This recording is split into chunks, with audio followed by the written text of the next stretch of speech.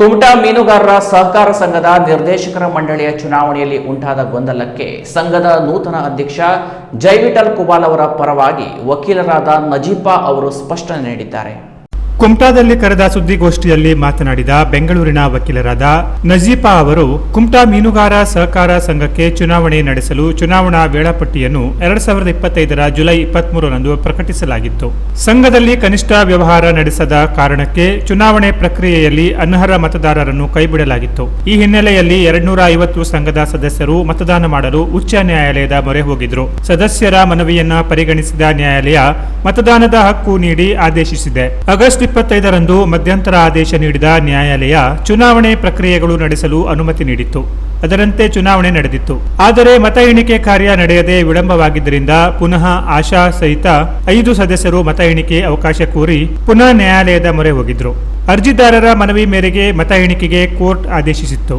ಹೀಗಿದ್ದರೂ ಸಹಕಾರಿ ಸಂಘಗಳ ಸಹಾಯಕ ನಿಬಂಧಕರು ಕೋರ್ಟ್ ಆದೇಶವಿದ್ದರೂ ಮತ ಎಣಿಕೆಗೆ ಮುಂದಾಗಿರಲಿಲ್ಲ. ಹೀಗಾಗಿ ವಾದಿಯರ ಪರವಾಗಿ ನ್ಯಾಯವಾದಿಗಳು ಸಹಾಯಕ ನಿಬಂಧಕರ ವಿರುದ್ಧ ಕೋರ್ಟ್ ಆದೇಶ ಉಲ್ಲಂಘನೆ ಮಾಡಿರುವ ಬಗ್ಗೆ ರಿಟ್ ಅರ್ಜಿ ದಾಖಲಿಸಿದ್ರು.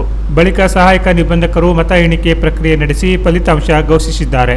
ಈಗಾಗಲೇ 250 ಮತದಾರರಿಗೆ ಮತದಾನದ ಅಧಿಕಾರ ನೀಡಿದ್ದು ಅವರೆಲ್ಲರನ್ನೂ ಮತ ಎಣಿಕೆಯಲ್ಲೂ ಅರ್ಹರೆಂದು ಪರಿಗಣಿಸಲಾಗಿದೆ ಎಂದು ನ್ಯಾಯವಾದಿ ನಜೀಪಾ ಅವರು ಸ್ಪಷ್ಟಪಡಿಸಿದ್ದಾರೆ.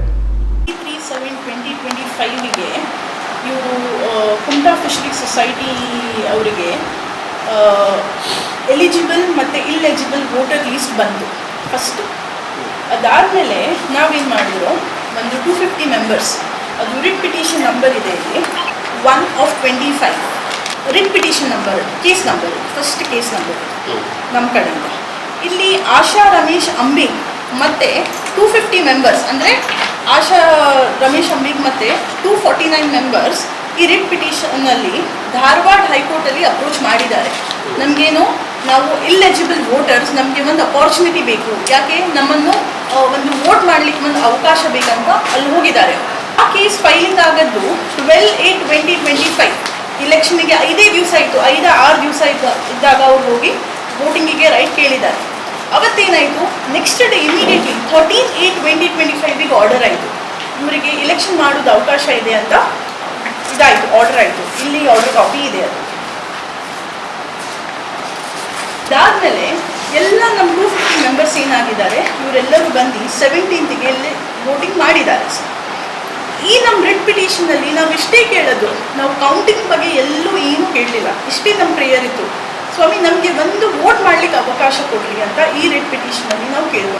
ಆಮೇಲೆ ಈ ರಿಟ್ ಪಿಟಿಷನ್ ಹಾಗೆ ಪೆಂಡಿಂಗ್ ಇತ್ತು. ನಮ್ಮವರು ಬಂದು ಇಲೆಕ್ಷನ್ ಆಫೀಸರ್ ಹತ್ರ, ರಿಟರ್ನಿಂಗ್ ಆಫೀಸರ್ ಹತ್ರ ತುಂಬ ರಿಕ್ವೆಸ್ಟ್ ಮಾಡಿಕೊಂಡ್ರು, ಮೇಡಮ್ ನಮ್ಮದು ಹೀಗೆಲ್ಲ ವೋಟ್ಸ್ ಪೆಂಡಿಂಗ್ ಇದೆ, 250 ಮೆಂಬರ್ಸಲ್ಲಿ ನಾವೆಲ್ಲರೂ ವೋಟ್ ಹಾಕಿ ಬಂದಿದ್ದಾರೆ, ಅದೇನಿದೆ ಕಾನೂನು ಪ್ರಕಾರವಾಗಿ ನೀವು ನಮಗೆ ವೋಟ್ ಹಾಕೊಡ್ಲಿ ಅಂತ ಅಂದರು. ರಿಟರ್ನ್ 22 ನವೆಂಬರಲ್ಲಿ ಫೈಲಿಂಗ್ ಆಯಿತು.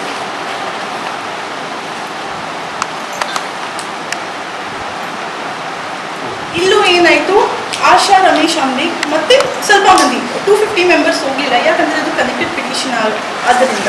ಸೊ ಸ್ವಲ್ಪ ಮಂದಿ ಹೋಗಿ ಆ ರಿಟ್ ಪಿಟಿಷನಲ್ಲಿ ನಾವು ಮತ್ತೆ ರೀಪ್ರೆಸೆಂಟ್ ಮಾಡಿದ್ರು. ಕೋರ್ಟ್ ಕೇಳಿದ್ರು, ಏನಾಗಿದೆ ನಿಮಗೆ, ಆ ಆರ್ಡರ್ ಆಗಿದೆ ಅಲ್ಲ? ಇಲ್ಲ ಸ್ವಾಮಿ, ಕೌಂಟಿಂಗ್ ಆಗ್ತಾ ಇಲ್ಲ, ಇನ್ನೂ ಪೆಂಡಿಂಗ್ ಇದೆ ಅಂತ ಅಂದರು.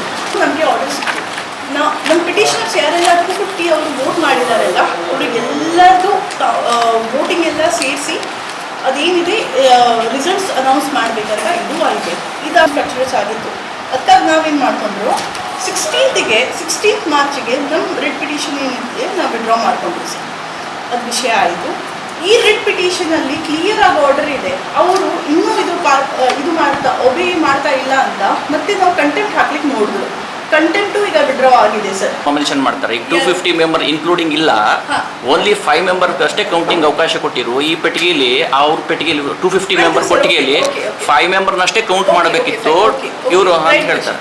ಈಗ 250ಅಲ್ಲಿ 5 ಮೆಂಬರ್ಸಿಗೆ ರಿಟರ್ನಿಂಗ್ ಆಫೀಸರ್ ಹೆಂಗೆ ಇದು ಮಾಡಿ 5 ಮೆಂಬರ್ಸ್ ಅನ್ನು ನೋಡಬಹುದು, ಅದು ಅವ್ರದ್ದು ಪ್ರಾಬ್ಲಮ್ ಅಂತಾರೆ. ಅದು ನೀವು ಕನ್ಸಿಡರ್ ಮಾಡೋದಿದ್ರೆ 111 ಕನ್ಸಿಡರ್ ಮಾಡಬೇಕಿತ್ತು, 250 ಕನ್ಸಿಡರ್ ಇಲ್ಲ ಅಂದಮೇಲೆ ಅವ್ರು ಹೆಂಗೆ ಕನ್ಸಿಡರ್ ಮಾಡ್ತಾರೆ ಸರ್? ರಿಟರ್ನಿಂಗ್ ಆಫೀಸರ್ ಅವ್ರಿಗೆ ಅವತ್ತೇ ಹೇಳಿದ್ದಾರೆ ಅಂತಲ್ಲ, ನೀವು ಹೋಗಿ ಏನಾದರೂ ಆರ್ಡರ್ ತಗೊಂಡು ಬರ್ರಿ ಅಂತ. ಇಷ್ಟೆಲ್ಲ ನೋಡ್ರಿ, ಆಗಸ್ಟಲ್ಲಿ ಇದು ಆರ್ಡರ್ ಆಗಿದೆ, ಆಗಸ್ಟ್ ಹೋಯಿತು, September October, November, December, January, February 6 months lapse ಆಗಿದೆಯಲ್ಲ ಸರ್, ಅವ್ರು ಯಾಕೆ ಬೇರೆ ರಿಟ್ ಹಾಕೊಳ್ಳಿಲ್ಲ?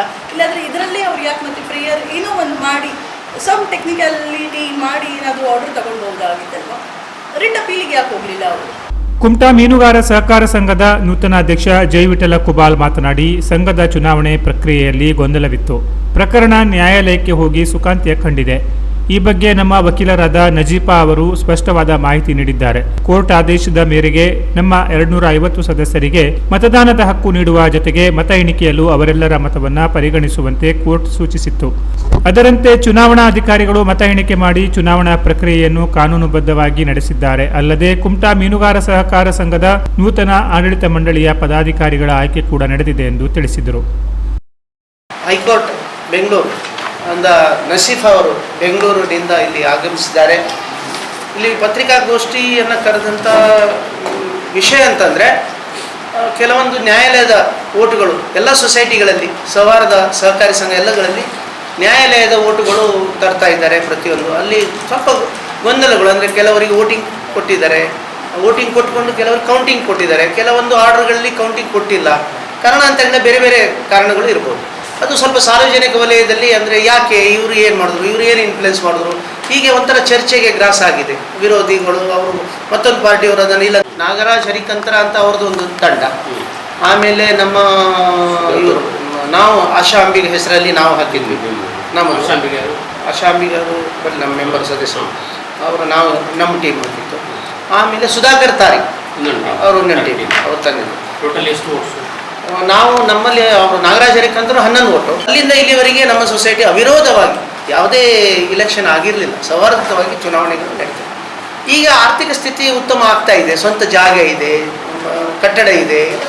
ಅವಾಗ ಈ ಕಾಂಪಿಟೇಷನು ಅಥವಾ ಬರಬೇಕು ಅಂಥದ್ದು ಕೆಲವರು ಒಂದು ಸಹಜ ಅದು. ಹಾಗೆ ಚುನಾವಣೆ ಆಗಿ ಈಗ ನಮ್ಮ ತಂಡ, ಅಂದರೆ ಎಲ್ಲರೂ ನಮ್ಮ ಪರವಾಗಿ ನಾವು ನಿಂತಹ ಅಭ್ಯರ್ಥಿಗಳು 9 ಅಭ್ಯರ್ಥಿ ಆಯ್ಕೆಯಾಗಿ ಇವತ್ತು ಅದು ಇದು ಕೂಡ ಆಗಿದೆ, ಎಲ್ಲ ಪ್ರೊಸೆಸ್ ಎಲ್ಲ ಮುಗಿದಿದೆ. ಹಾಗಾಗಿ ಈಗ ಅದರ ಬಗ್ಗೆ ನಾವು ಸಂಘವನ್ನು ಮುನ್ನಡೆಸ್ಕೊಂಡು ಹೋಗೋದು ಜವಾಬ್ದಾರಿ ಇದೆ. ಹಾಗಾಗಿ ಮುಂದಿನ ಈ ಒಂದು ಹೈಕೋರ್ಟಿನ ಸಮಸ್ಯೆಗಳಲ್ಲಿ ಬಗ್ಗೆ ಚರ್ಚೆ ಮಾಡಲಿಕ್ಕೆ ಸುದ್ದಿಗೋಷ್ಠಿಯಲ್ಲಿ ಬಾಬು ಕುಬಾಲ್, ರಘು ಜಾಧವ್, ಲಕ್ಷ್ಮಣ ಅಂಬಿಗ, ಲಾಗಪ್ಪ ಹರಿಕಂತ್ರ, ಶಂಕರ ಶೋಡನ್ಕರ್, ಗೌರೀಶ್ ಕುಬಾಲ್, ಮಾಲಾ ಅಂಬಿಗ, ಶಾಂತಿ ಅಂಬಿಗ, ನಂದಾ ಜಾಧವ್ ಇತರರು ಇದ್ದರು. Canara plus news, Kumta.